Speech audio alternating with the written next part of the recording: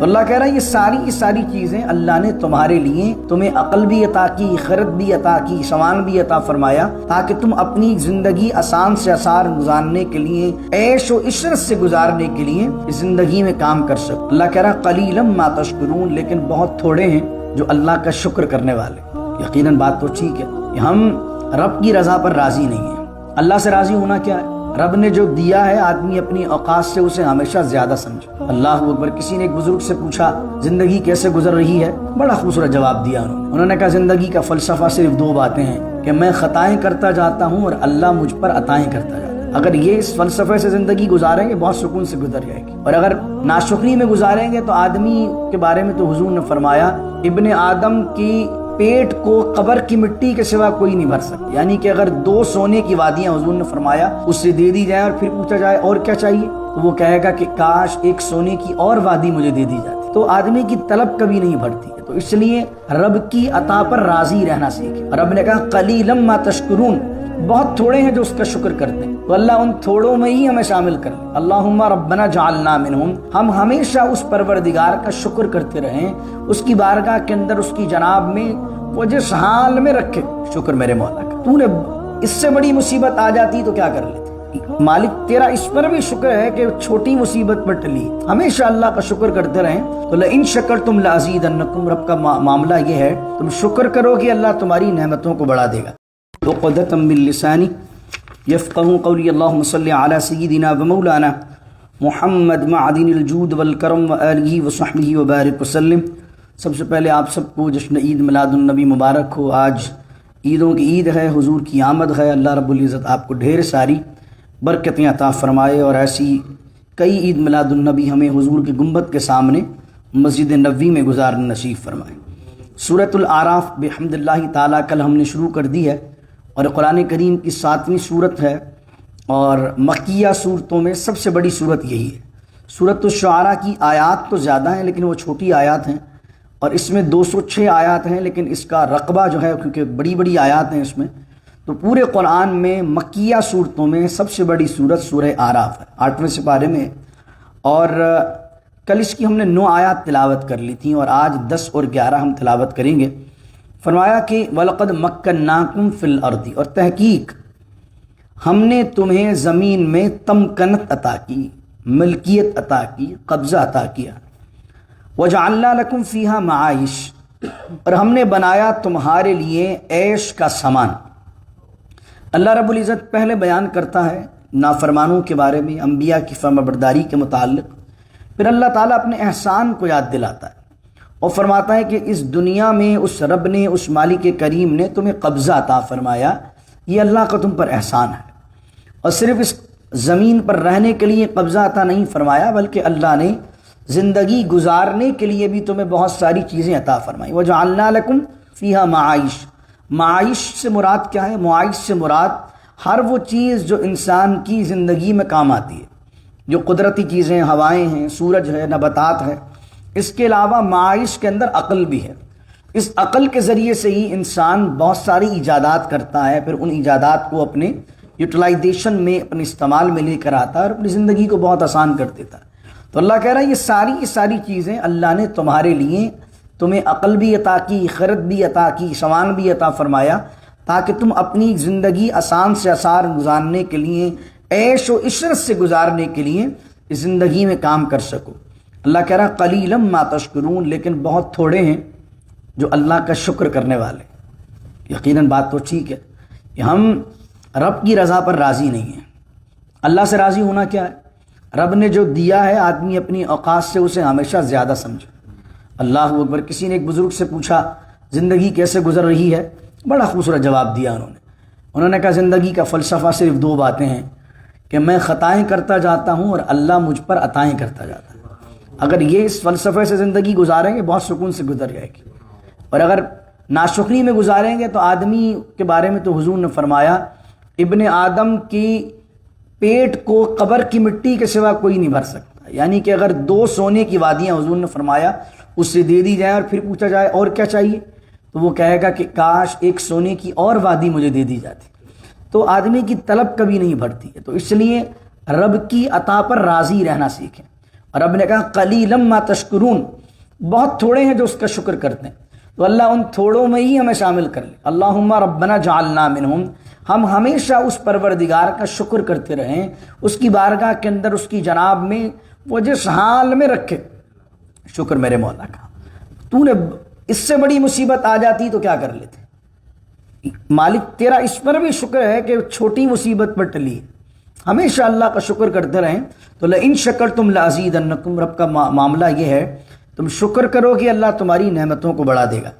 اب 9واں رکوع شروع ہوتا ہے 8ویں سپارے کا، اور سورہ آراف کا دوسرا رکوع ہے، اور پہلی آیت پڑھتے ہیں آج کے درس کی اور اختتام کرتے ہیں۔ وَلَقَدْ خَلَقْنَاكُمْ ثُمَّ صَوَّرْنَاكُمْ۔ دیکھیں ایک ہے تخلیق اور ایک ہے تصویر۔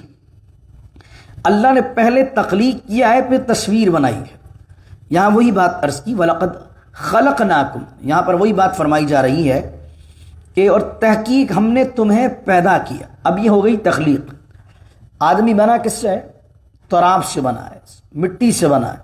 اللہ نے حضرت آدم علیہ السلام کے پہلے اسٹرکچر کو تیار کیا، جو مٹیریل سے بنا، مٹی سے بنا، پورا اسٹرکچر تیار ہو گیا۔ اب اللہ نے پہلے کر دیا تخلیق، اب بنائی اس کی تصویر۔ ثم صورناکم، صورناکم سے مراد کیا ہے؟ سنوارنا۔ آنکھیں کہاں رکھنی ہیں، کان کہاں بنانے ہیں۔ بعض اوقات آپ دیکھیں ہر انسان کی ایک ہی لیول میں کان ہے۔ اگر کوئی انسان کا بنایا ہوا یہ آدمی ہوتا تو کسی کا کان یہاں ہوتا تو دوسرا یہاں کمر پہ لگ جاتا، تو بھائی ایک کان تمہارا یہاں ہے اور ایک کان تمہارا نیچے۔ تو اللہ نے کیا کیا ہے؟ اللہ نے بیلنس کیا ہے اس کو۔ تو اللہ کیا کہہ رہا ہے؟ وَلَقَدْ خَلَقْنَاكُمْ، تخلیق بھی کیا ہے، اور ثُمَّ صَوَّرْنَاكُمْ، اور اس کو تمہاری بناوٹ کو بہت خوبصورت شکل عطا فرمائی، بیلنس رکھا ہے۔ ہاتھوں میں تمہارے قوت دی، ہاتھ سے تم کیا کرو گے؟ جو کام ہاتھ کر سکتا ہے وہ پیر نہیں کر سکتا، حالانکہ پیروں میں بھی 10 انگلیاں ہیں، ہاتھوں میں بھی 10 انگلیاں ہیں۔ آپ کا ہاتھ بھی موو کرتا ہے، پیر ہی موو کرتا ہے، لیکن اللہ نے پیروں کا فنکشن ہی بالکل الگ بنایا ہے، ہاں، اور ہاتھوں کا فنکشن ہی بالکل الگ بنایا ہے۔ تو اللہ رب العزت نے ایسا یہ کیوں کیا ہے؟ کیونکہ اللہ نے تخلیق کے بعد تمہیں تصویر عطا فرمائی، خوبصورت شکل عطا فرمائی، پاورز عطا فرمائے، فنکشنز تم میں رکھے، کون سی چیز کیا کام کرے گی، کون سی چیز کیا کام کرے گی۔ تو انٹرنلی ہم میں ایک پروگرامنگ فٹ ہے، جس طرح آپ جو ہے وہ آئی ٹی کے اندر پروگرامنگ فکس کرتے ہیں نا کہ بھائی یہ فنکشن یہ کرے گا، اس کے پیچھے یہ کوڈنگ ہے، اس کے پیچھے یہ کوڈنگ ہے۔ تو اللہ نے پہلے تخلیق کر دیا، پھر ہمارے اندر کوڈنگ کو رکھ دیا۔ اب کوڈنگ کو رکھ دیا، اب جناب والا جو اندر ہماری کوڈنگ اللہ نے کر دی ہمارے ڈی این اے میں، اب ڈی این اے کو بھی آپ دیکھیں وہ جسٹ لائک کوڈنگ ہی ہے۔ تو وہ جس طرح کوڈنگ ہمارے انٹرنلی اللہ نے ہمارے سافٹ ویئر میں رکھی ہوئی ہے، اب وہ ایگزیکیوشن بھی اس کی ویسی ہوتی ہے۔ تو ایک ہے تخلیق، ایک ہے تصویر۔ اللہ کہتا ہے وَلَقَدْ خَلَقْنَاكُمْ، ہم نے تمہیں پیدا کیا، ثُمَّ صَوَّرْنَاكُمْ، اور پھر تمہیں تصویر عطا فرمائی۔ یہ حضرت آدم کی بات ہو رہی۔ جب تمہیں مکمل اللہ نے بنا دیا پھر کیا کہا؟ ثُمَّ قُلْنَا لِلْمَلَائِكَةِ اسْجُدُوا لِآدَمَ، پھر ہم نے ملائکہ سے کہا اسجدوا لآدم، آدم کو سجدہ کرو۔ اب جب اللہ رب العزت نے تخلیق بنا دی، تصویر بنا دی، اور آدم علیہ السلام کو کہا سجدہ کریں، لیکن یہ سجدہ عبادت نہیں تھا بلکہ سجدہ تعظیم تھا۔ کہ حضرت آدم علیہ السلام کو اللہ نے اپنا نائب اور خلیفہ دنیا میں بنانا تھا، تو اس لیے فرمایا تعظیماً، ریسپیکٹ کا سجدہ کرو۔ تو اسجدوا لآدم، ہم نے کہا کہ سجدہ کرو، تعظیماً جھکو آدم کے لیے۔ فسجدوا، سب نے سجدہ کیا، الا ابلیس، سوائے ابلیس کے، لم یکن من الساجدین، اور وہ سجدہ کرنے والوں میں سے نہیں تھا۔ اب آگے انشاءاللہ کل جو گفتگو چلے گی وہ شیطان اور اللہ کے درمیان جو مکالمہ ہوا، اللہ نے اسے اپنی بارگاہ سے مردود کیا اور اپنی بارگاہ سے رد کیا اور اسے نکالا۔ اب وہ کیا مہلت اللہ سے اس نے مانگی؟ پہلے پارے میں جو ہم نے چوتھے رکوع میں پڑھا تھا وہاں تو صرف حضرت آدم کا اور فرشتوں کا اور اللہ کا مکالمہ تھا، اور وہاں صرف تفصیل تھی کہ فرشتوں نے سجدہ کیا، ابلیس نے انکار کیا۔ یہاں سورہ آراف میں وہی واقعے کا دوبارہ ذکر ہے، لیکن اس میں اگلی آیت میں جو کل کا درس ہے اس میں یہ بات ہے کہ اب جب شیطان مردود بارگاہی الہی ہوا، اس کے بعد اس نے اللہ سے کیا فرمائش کی۔ اب یہ دیکھیں، ایک بندہ رجیم ہو گیا ہے، لیکن اسے بھر بھی پتا ہے کہ رب کی جانب سے ہی ملنا ہے جو ملنا ہے۔ شیطان نے بھی اللہ سے مہلت مانگی، حالانکہ مردود بارگاہ ہو گیا، اور اللہ نے اسے مہلت دی تو آپ سوچئے جو اللہ کی بارگاہ سے مردود ہے، رب کی شان تو ہے کہ اللہ اسے بھی مہلت دیتا ہے۔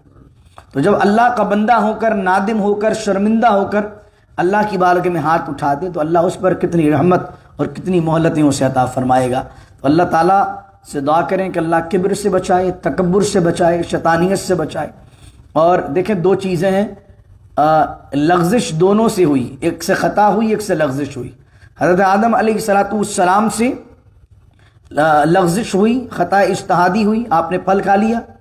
جیسے ہوئی تو فوراً کیا کہنے لگے؟ ربنا ظلمنا انفسنا وان لم تغفر لنا وترحمنا لنکونن من الخاسرین۔ اور شیطان سے ہوئی تو شیطان کی عادت کیا تھی کہ اپنی غلطی کو کسی اور پر ڈالنا، کہ اللہ سے کہنے لگا کہ اللہ تو نے مجھے گمراہ کیا، اگر تو مجھے گمراہ نہ کرتا تو میں ایسا نہ کرتا۔ تو شیطانیت یہ ہے کہ اپنی غلطی کا الزام کسی اور پر ڈالنا اور غلطی نہ ماننا، اور آدمیت یہ ہے کہ اگر غلطی ہو جائے تو فوراً اللہ کی بارگاہ میں توبہ کر لے۔ اب یہ سوچ لیجئے ہم میں طبیعت میں، فطرت میں ہماری شیطانیت گھسی ہوئی ہے یا آدمیت گھسی ہوئی ہے؟ ہم آدم کے بچے ہیں تو ہمیں پھر آدم علیہ السلام جیسا کام کرنا چاہیے۔ اگر لغزش خطا ہو جائے تو ربنا ظلمنا انفسنا وان لم تغفر لنا وترحمنا لنکونن من الخاسرین۔ اور جو غلطی پر ڈٹ گیا، جرم پر جرم کرتا رہا، اپنی غلطیاں دوسروں پر ڈالتا رہا، تو پھر وہ آدمی کا بچہ نہیں، وہ پھر شیطان کا بچہ ہے۔ دعا کیجیے اللہ رب العزت سے اللہ تعالیٰ عمل کی توفیق عطا فرمائے۔ بسم اللہ الرحمن الرحیم۔ اللهم ربنا ظلمنا انفسنا وان لم تغفر لنا وترحمنا لنكونن من الخاسرين رب اجعل لي مقيم الصلاة ومن ذريتي ربنا وتقبل دعاء ربنا اغفر لي ولوالدي وللمؤمنين يوم يقوم الحساب اللهم إنك عفو كريم تحب العفو فاعف عنا يا غفور يا غفور يا غفور إن الله وملائكته يصلون على النبي يا أيها الذين آمنوا صلوا عليه وسلموا تسليما اللهم صل على سيدنا ومولانا محمد معدن الجود والكرم وآله وصحبه وبارك وسلم سبحان ربك رب العزة عما يصفون وسلام على المرسلين والحمد لله رب العالمين لا إله إلا الله محمد رسول الله